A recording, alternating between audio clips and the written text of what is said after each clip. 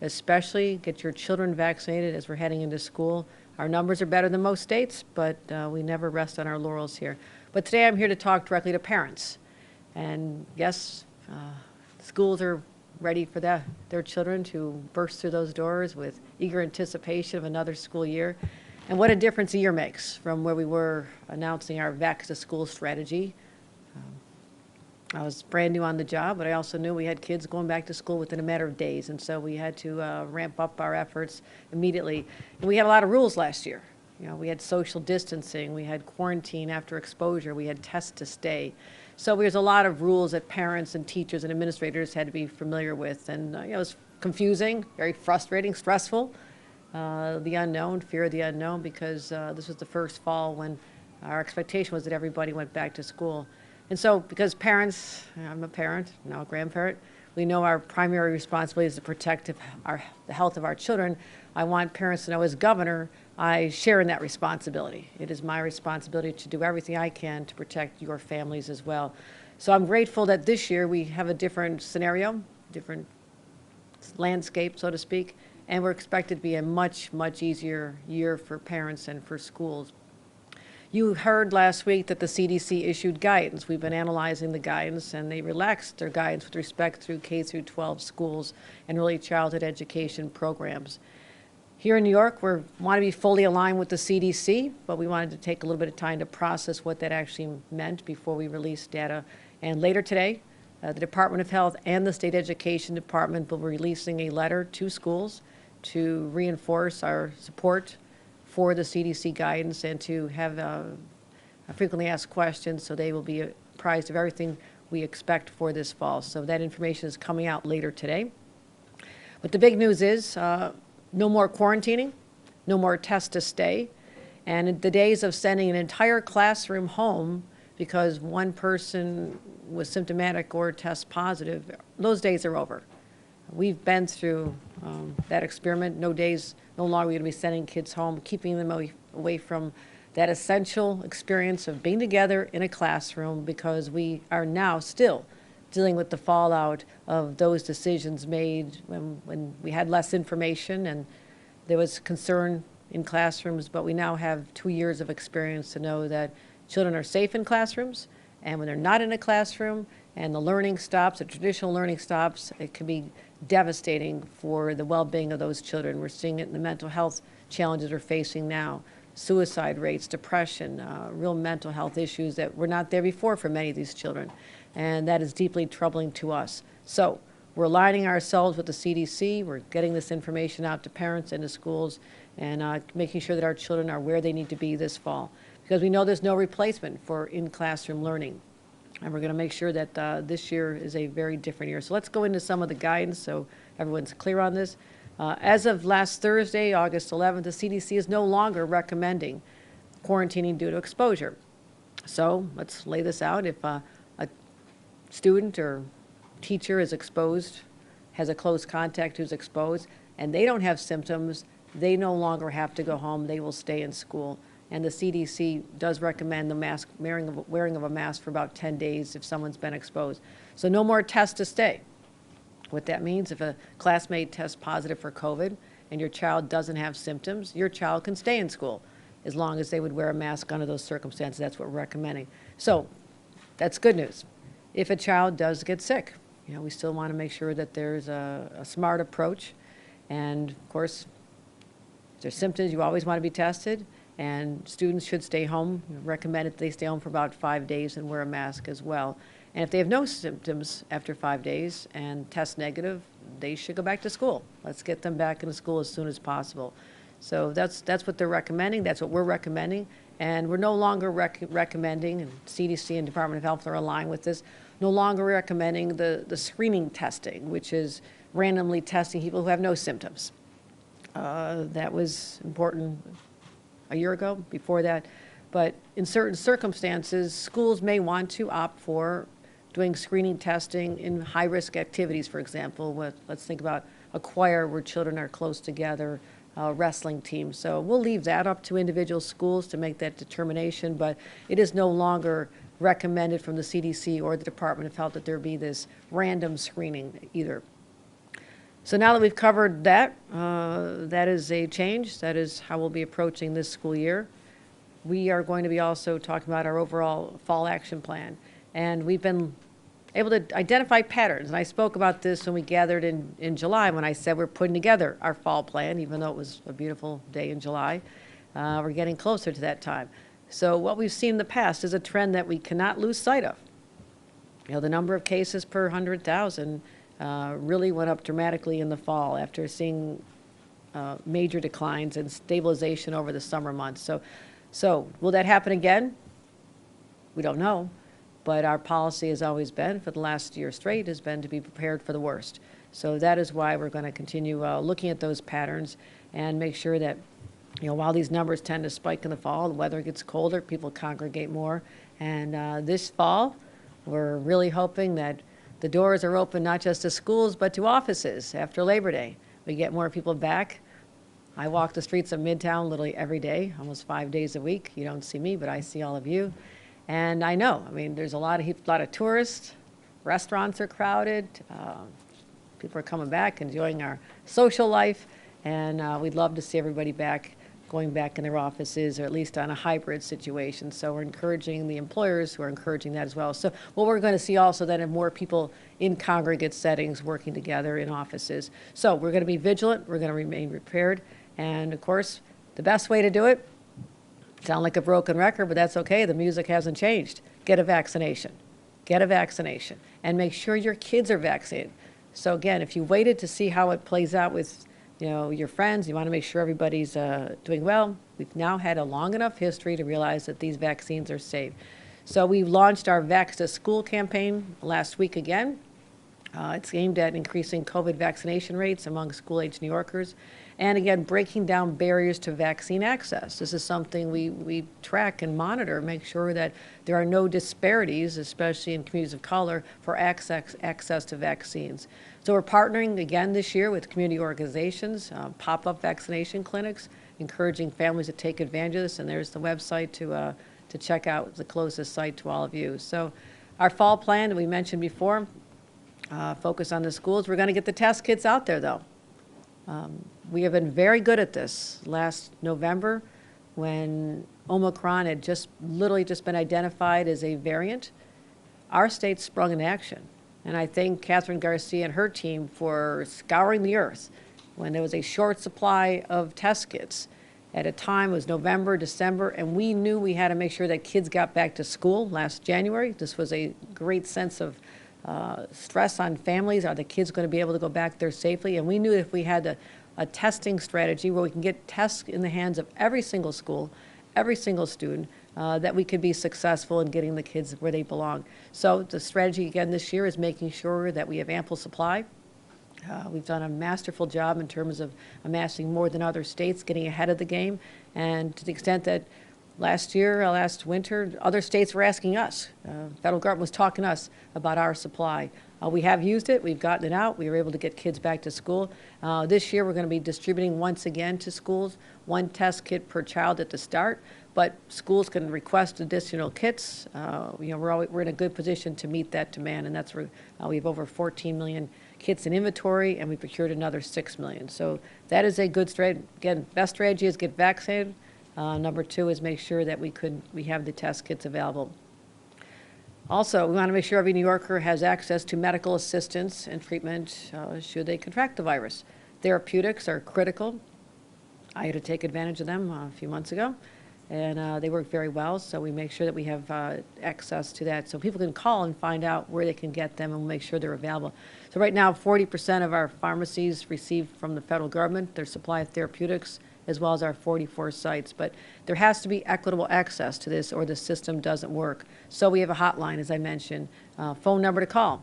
And since we launched the hotline, we've had over 1,700 calls, over 1,100 visits for treatment as a result of people being able to make that phone call, find out where the treatments are available, and make sure that people take advantage of that as well. Threw a lot of information at you. It's important. Parents, it's a very different year. It's a very different year, especially if your kids are vaccinated. We do have test kits. We're trying to just draw down the anxiety associated with sending your children off to school this year, and it is a much better year. I am concerned about the trend, but if we can just regroup in about a month, we'll be able to assess the numbers and see whether or not those trends of the past are no longer, which would be a good dynamic, that we came through the advent of school and people coming indoors more safely. So again, we took a lot of precautions with our fall action plan. We're continuing to roll this out, and look forward to the day when I'll be talking about our winter plan, because maybe we won't need a winter plan. Maybe we'll continue to be in a far better place. But I want to talk to Dr. Bassett now, who's going to give an update on both monkeypox. This is very much top of mind for people, something that we put out the early warning signal about before any other state did, declared a state of emergency before any other state did, and we have 1/4 of all cases are occurring in New York State, the vast majority of which are occurring in New York City. So that is a concern, and we are very fortunate to have a top medical mind focused on this nonstop, and she'll also address the issue of polio in the state of New York. So Dr. Bassett.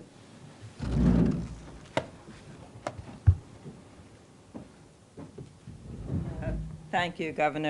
As you've said, we are now dealing with a couple of different viruses. Let me just say a few words about polio, a virus which we really never expected to have to contend with. New York State last had a case of paralytic polio diagnosed in 1990, but in June of this year, a young adult was diagnosed with polio in Rockland County. Since that time, we look back at our wastewater samples and also have been monitoring them going forward. And we've identified a related virus in samples from Rockland County beginning in March, right up through July, and also in Orange County. Together, these data suggest that we have a community circulating polio virus that can cause paralysis, and this is a source of great concern, particularly for people who are unvaccinated or undervaccinated. So our message on polio is a simple one. It's get vaccinated. If you have not been vaccinated at all, we want people to get vaccinated. If you're unsure of your vaccine status, please get vaccinated. In Rockland County, Orange County, we are working closely with the health departments to make sure that it's easy to arrange to get a polio vaccine. We have seen no other examples of disease related to polio virus. But this is a virus that is usually asymptomatic when it infects people. The majority of people have no symptoms at all. Only fewer than 1% of people have paralytic symptoms. The last thing I want to confirm the presence of polio is another person with polio. Paralysis from polio is typically permanent. So we are working very hard to get the word out to counties, some of which have vaccination coverage rates in 2-year-olds of just 60%. We want that vaccination rate to go up, and we're trying to make it as easy as possible. It's hard to believe that it was just in May that all of us heard about monkeypox, which we now have the distinction as a country of having the largest number of cases in the world. Within the United States, as the governor has just said, New York State has the most cases, and the vast majority of them, over 90%, are identified in New York City. At the end of July, on July 28th, I declared the increasing rate of monkeypox a imminent threat to public health, and it was followed just right the next day by the governor's declaration of a state of emergency. This was in advance of the national declaration and just a week or two after the World Health Organization elevated monkeypox to its highest level of risk. And we're continuing to work very hard to address this virus. A principal challenge that we've had with monkeypox has been a shortage of vaccination doses, as all of you have heard repeatedly.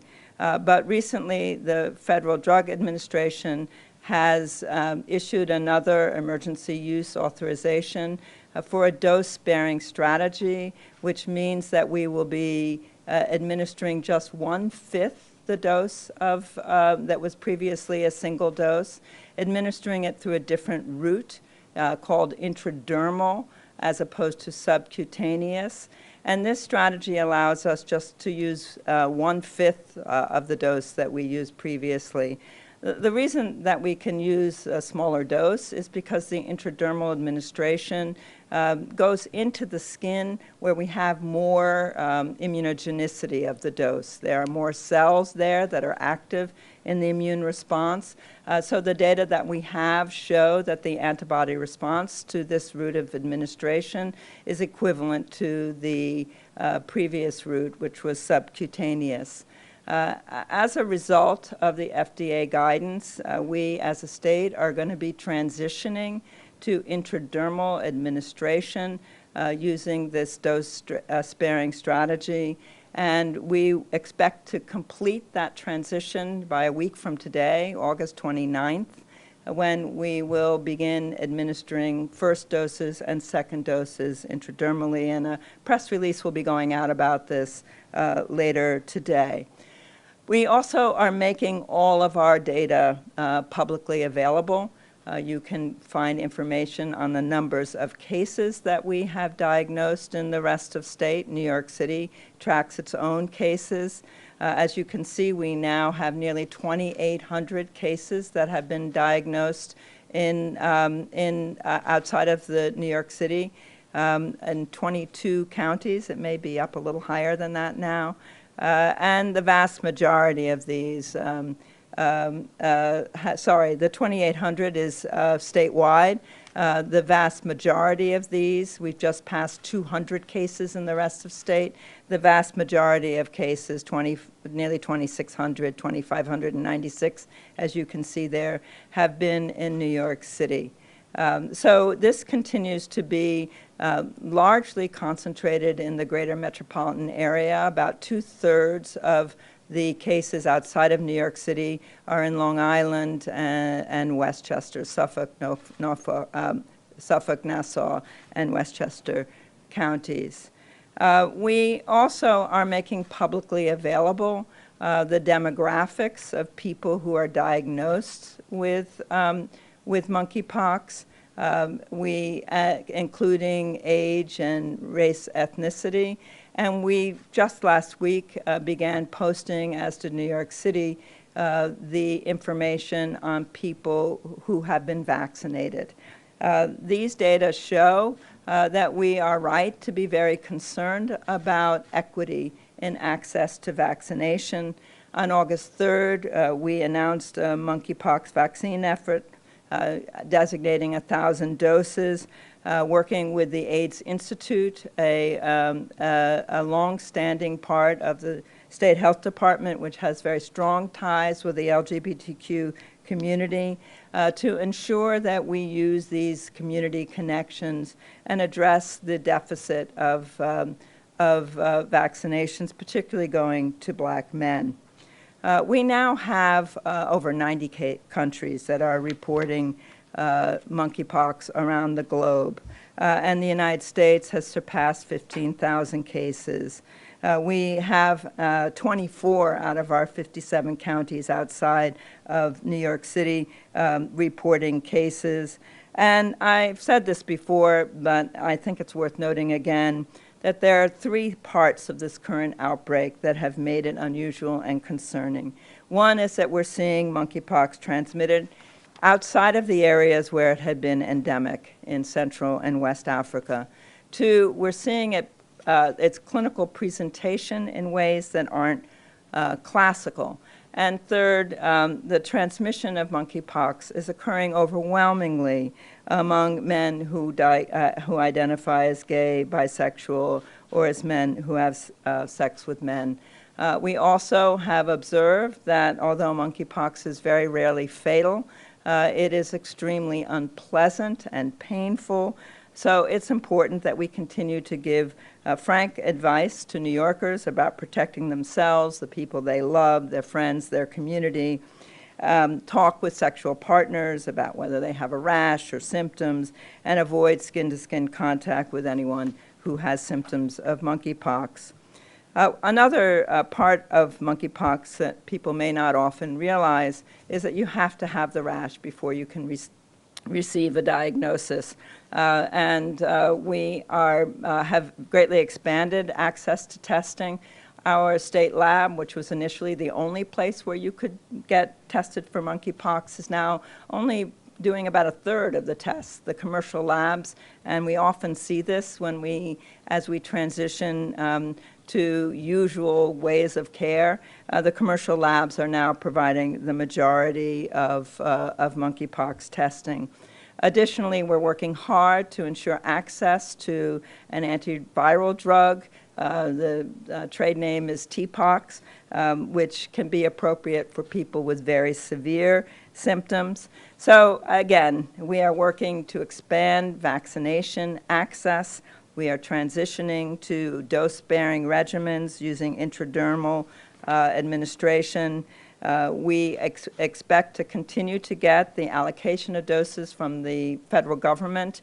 As you will recall, we were allocated 110,000 doses. We expect to receive that number of doses, although because of dose sparing, this is now reflected in a smaller number of vials. So we'll be making public today the allocation of our next tranche of 3,560 vials, on top of the some 28,000 vials that we've already received. You'll recall that New York State, in recognition of New York City's being a true hot spot for monkeypox, has reallocated some 6,000 doses to New York City.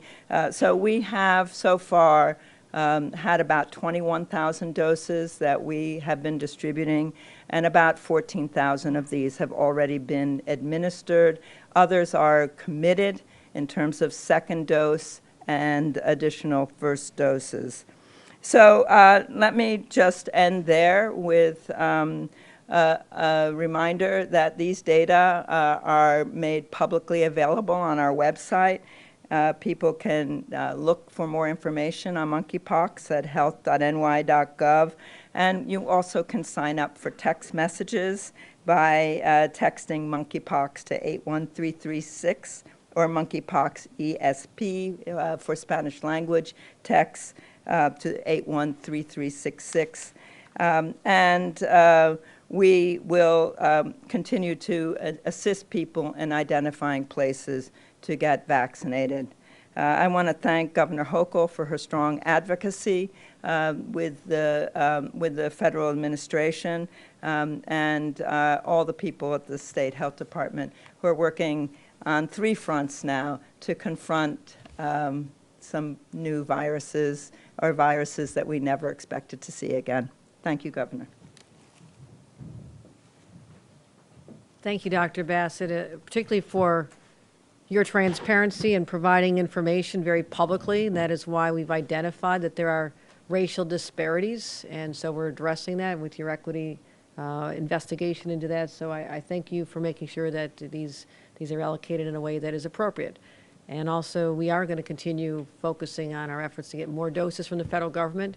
As you know, they have promised us a certain allocation, but now, with the administration of being able to take 1 vial and have 5 doses from it, our hope is that we can get the same number of vials and not be limited. And that's not how they see it exactly right now, but we're going to continue those conversations in earnest as a matter of equity and as the epicenter of this in the state of, not just in the state of New York, obviously, but in the United States of America. So with that, if there's any questions further on monkeypox, we'll have Dr. Bassett answer them, or on polio or any other questions you might have. Governor, I wanted to ask about the intradermal dose-sparing strategy here. There's been a lot of questions about how effective that is versus the regular strategy. I wanted to sort of understand what new data we have to show that this does work, to kind of allay the fears that are out there that this just isn't as effective. Right. Dr. Bassett? Sure. Can I answer from here? Sure, if you want. Yeah. Okay. Thanks for that question. You're right. The initial labeling by the FDA was for sub-Q administration. But we know that administering intradermally is immunogenic. Other vaccines are administered in this way. And we have a study that shows equivalent antibody levels by either method. The reason that we often prefer subcutaneous is that it's simpler operationally. As somebody who's given both types of injections, it's easier to give a subcu injection than a intradermal injection. So for the person administering the dose, it's easier to administer than subcu than intradermal.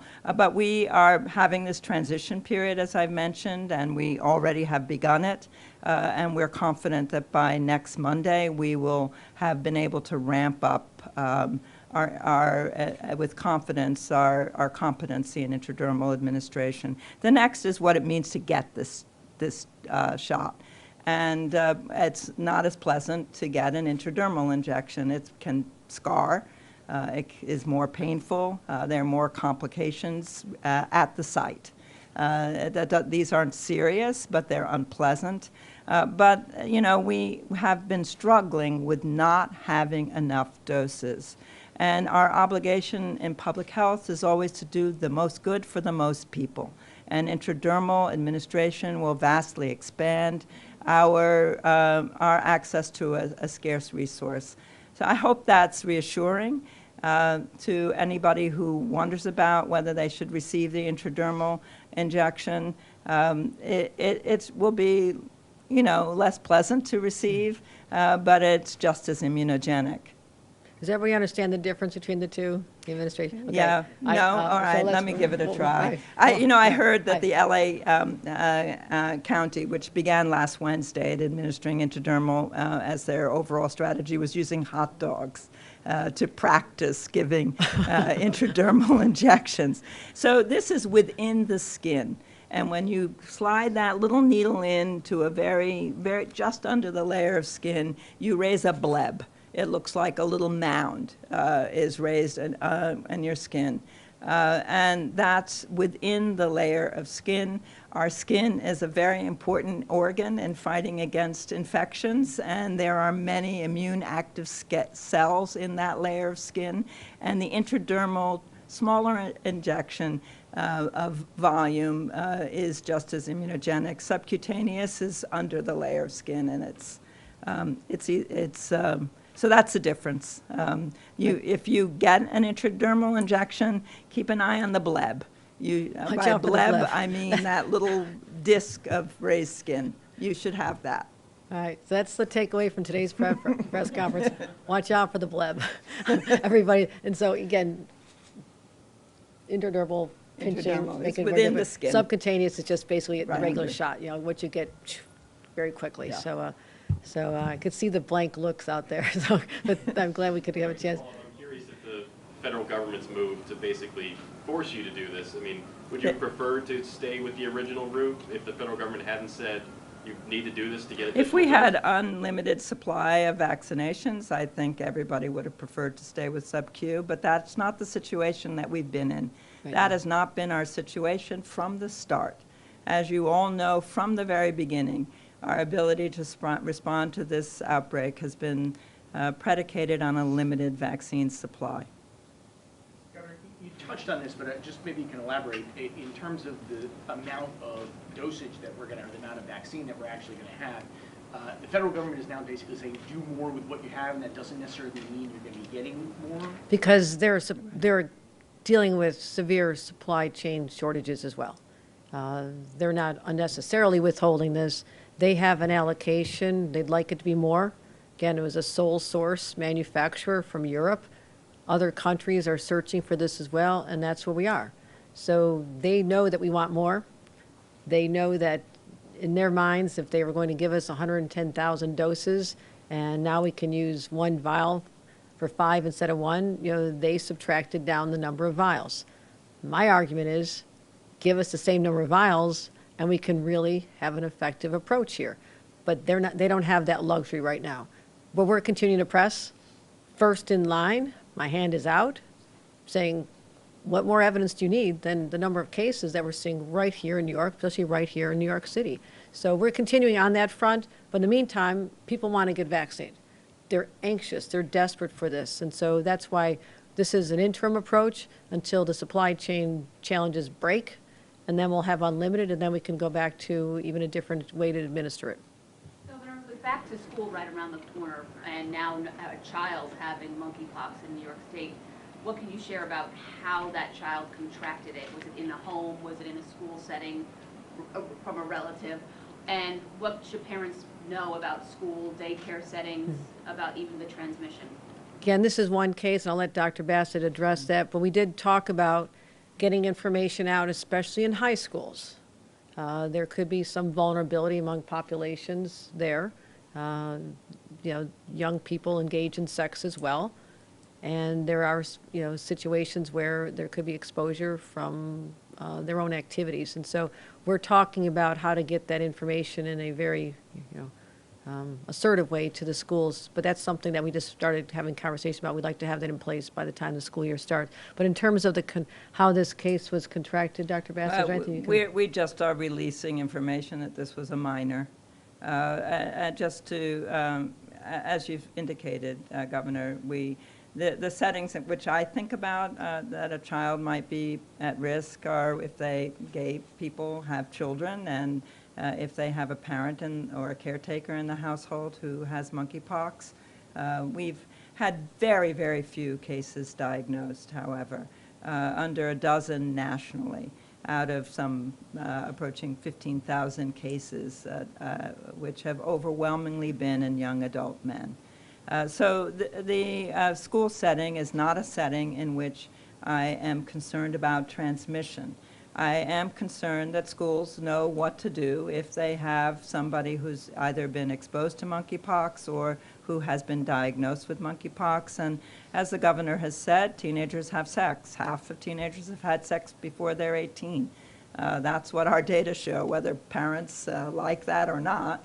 That's what our data show. So we expect that we will see cases diagnosed in children related to household exposure, related to their personal behavior, but I do not see the schools as a place where we are going to have to worry about transmission. Can you give us some indication about how the juvenile is doing? How are they feeling? How are No, they I mean, we're very careful about protecting privacy when there's only one individual. I really can't, I'm not giving you any further information. I do have some data that you may be interested in. Among our cases, this is in the rest of states, so that's just about 200 individuals. 31% have been people who identify as white, 30% as Latino, 17% as Black or African American. In terms of who's been vaccinated, among Blacks, that's 8%, so that's half the proportion of people with cases. Among Latinos, 13%, and among whites, 64%. So as compared to 31% of people diagnosed with monkeypox. And that's the cases outside the city. Issue. That's the cases outside of the city. New York City has also published its data. All of us are showing what appears to be an underdiagnosis of monkeypox among Black men. Might be related to many things. I'm concerned about that. And also, we're very concerned, which is why we launched the Vaccine Equity Initiative to work with community-based organizations, that we reach out to people and make sure that they're aware of the opportunity to be vaccinated if they're eligible. You're talking about easing on COVID restrictions, but you just recently renewed the state's state of emergency when it comes to COVID restrictions. So what is it about the state of emergency do you feel like you can't do without? Oh, yeah. What I can't do is allow there to be a broader scope of service. What that means is right now, certain individuals, like EMTs, without that scope of service expansion, that they can't administer vaccines. So at a time when we're looking in the next month, we're going to be standing up sites, are we going to need more help? So that's one example. But with respect to the ability to follow different contracting, emergency contracting to amass the supply of test kits, we actually have been following the normal protocols. Even though we have the authority to do otherwise, we have been following the normal protocols since that surge last winter, when it was a very desperate situation when everyone was searching for test kits. But I'm going to be looking, we just issued it. What I want to do is recognize that this is our vulnerable time. This is when we've seen, you're lulled into the sense of complacency. See, this is our third year heading into this, third winter, third fall. And I want to just give ourselves another month to assess, whether or not we needed that extra ability to have additional people be able to give vaccines. And that is really how we're primarily using it right now. Otherwise, other procedures are back to normal. But I'm going to look at it closely in another month and looking forward to, not needing that anymore if we don't need those extra workers. Isn't that something you could have done legislatively this past legislative session? This is an executive order, and this just, we renew it month to month.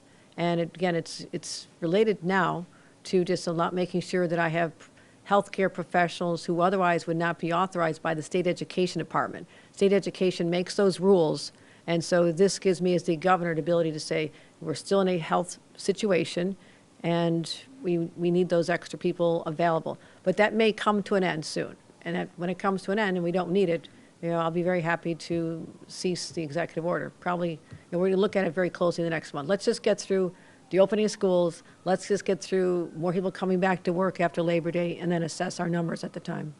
I think we're... Governor, if I could ask on a separate topic, we recently heard from Governor Murphy in New Jersey about his views on congestion pricing and how he would like all drivers told the same way, whether they come through the Holland, Lincoln, or George Washington Bridge. And then he made almost a veiled threat to say he'd hold up business at the Port Authority if that doesn't happen. I wanted to see what your thoughts are on the governor of New Jersey, in essence, threatening the state of New York on this. I will, as I always have, conduct my conversations with other leaders in privacy to talk about our interests, but also to remind everyone that the process is still fairly early. We just have the traffic mobility study underway and the people that are assessing information. So I don't pay attention to statements. I work things out behind the scenes. I'll get the job done, and we'll do what's best for New Yorkers.